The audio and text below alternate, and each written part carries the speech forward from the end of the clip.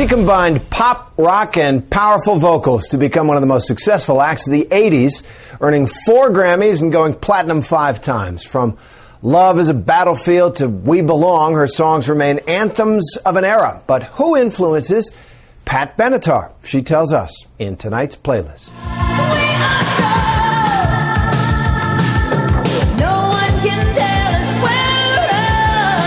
I had a very difficult time in the beginning trying to explain to people why I didn't want to be Linda Ronstadt or Olivia Newton-John. I wanted no gender issues. I didn't want to be a girl singing in a rock band. I just wanted to be a rocker. You're a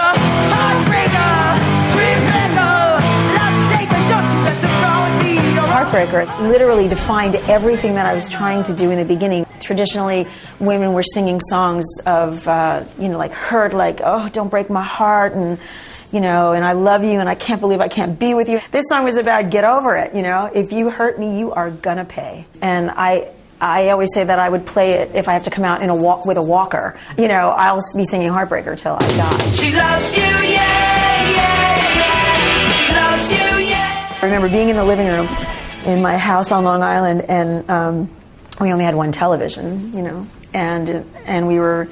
And the Ed Sullivan Show was going to come on, and they were going to play. And I begged my parents, please let me watch this. I want to watch this. The Beatles are going to be on. And they came on, and I started screaming and jumping and going crazy. And every time they would go, she loves you, yeah, yeah, yeah. She loves you, yeah, yeah, with a love like that. I'd be like, screaming my guts out. And my father would be like, make her stop that, Somewhere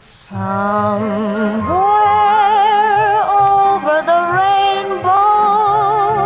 I loved Judy Garland. I loved, her whole style and everything. And Somewhere Over the Rainbow was another song that was very important to me growing up, because in the old days, you couldn't watch videos. There were no videos. So when you wanted to see The Wizard of Oz, you had to wait an entire year. They usually played it on Thanksgiving in New York.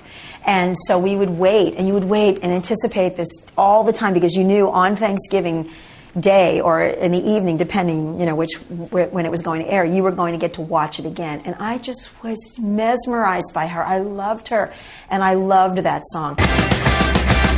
London calling to the faraway towns. Now war is declared and battle come down.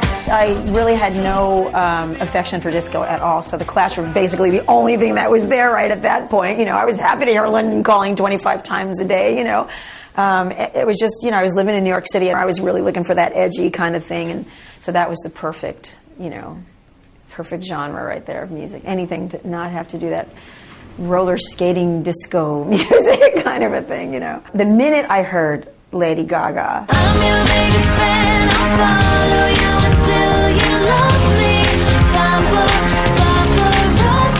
Paparazzi, it's great. I love it. I love all that pouting. She sounds like Betty Boop on there. It's just... I hate the seriousness of music. I hate when people get so locked in and it's so serious, and it should be joyous and fun. Come fly with me, let's fly away.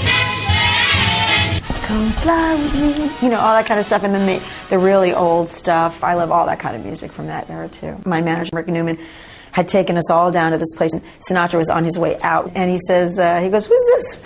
Pointing to me. And so Newman says to him, he goes, oh, this is Pat Benatar. He goes, she's a new singer, and she's really great. You're going to be hearing about her. And he takes my cheek like this, and he pinched me like this, and he goes, who could not love this little face? You know what I mean? So, and he called me doll. Who could not love this little doll face? Like that. So it was just so surreal. I mean, and his eyes were exactly like they say. They were so blue, and I was like looking at him thinking, God, I'm doing it like Sinatra. It was the reason I still drag my butt out there for 10 to 12 weeks out of the year is because this shared experience that happens between us, and it's very seductive, and it's the part that it's the reason I started doing it, and it's the reason I continue to do it.